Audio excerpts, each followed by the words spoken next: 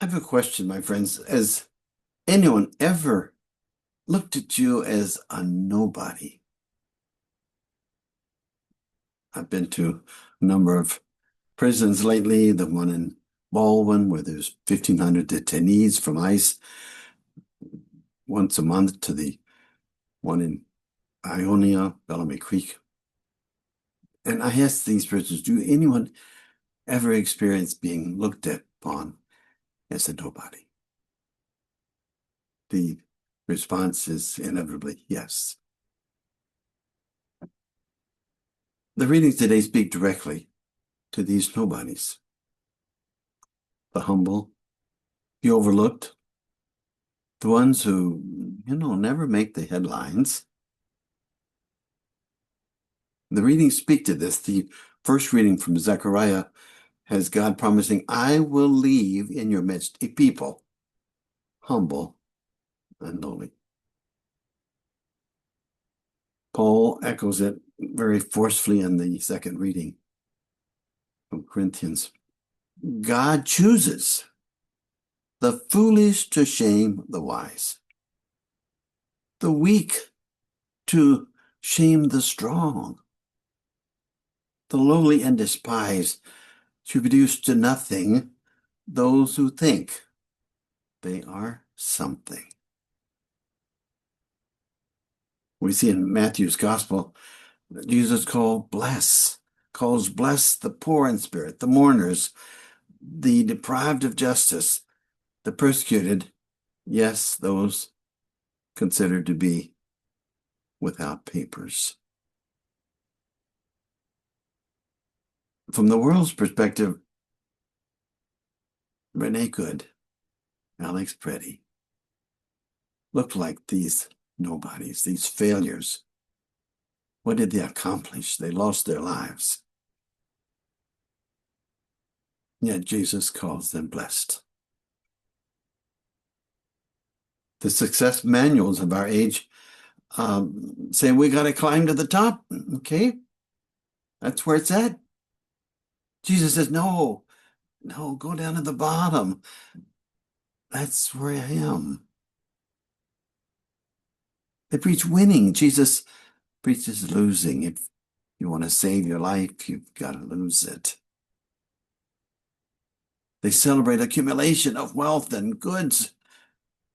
And Jesus praises living simply. It's no wonder this Sermon on the Mount has about the same shelf life as Jesus' other mountain sermon, the quiet one on Calvary. Both are radically countercultural and will never be popularly accepted. If we ever truly absorbed the message of Jesus, we might not gain followers. We most likely would lose them. This is the very foolishness that Paul names. To be faithful to his calling, Jesus gives up prestige, chooses powerlessness. He aligns himself with the nobodies, time after time. Check it out in the Gospels.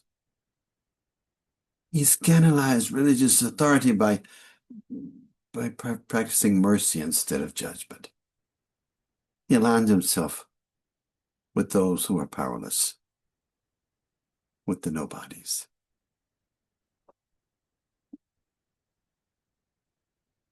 He prefers nonviolence to retaliation, peace to so-called victory.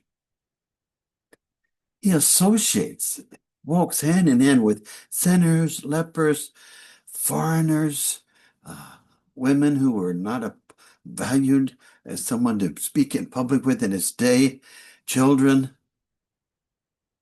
precisely the people that any self-respecting status seeker would avoid.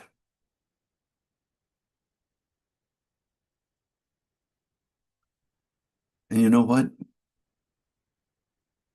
He chooses to pay the price for his choices. Jesus reaches towards the poor, not because suffering is romantic, but because poverty often leaves a heart more open and vulnerable, more receptive. Those with much to protect have a lot more to lose. When the gospel speaks of dispossession rather than possession, we scratch our heads and we say, God, that's beautiful. I like what you're saying, but in the real world,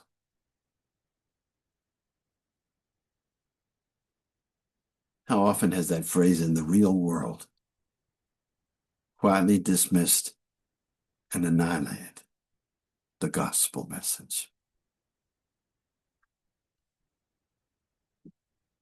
The Beatitudes are not just theory.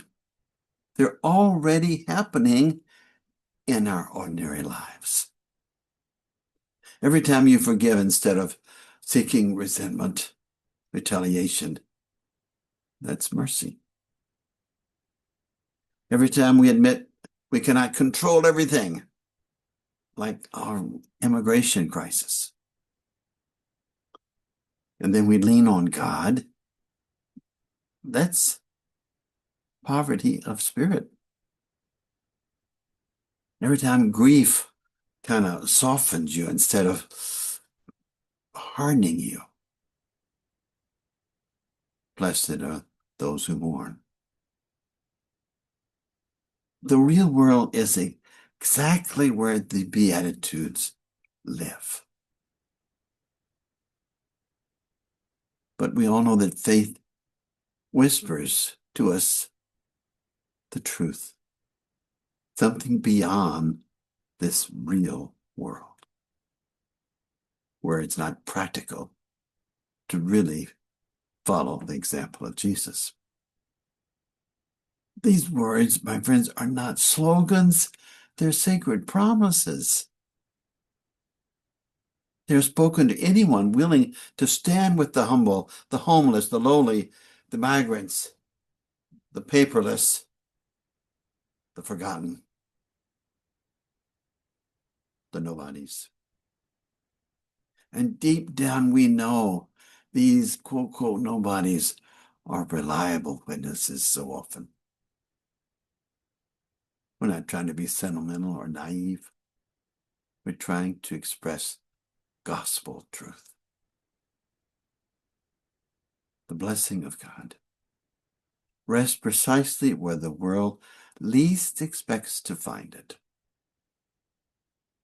Where? In the hearts of these nobodies who dare to trust that downward is the road that leads home.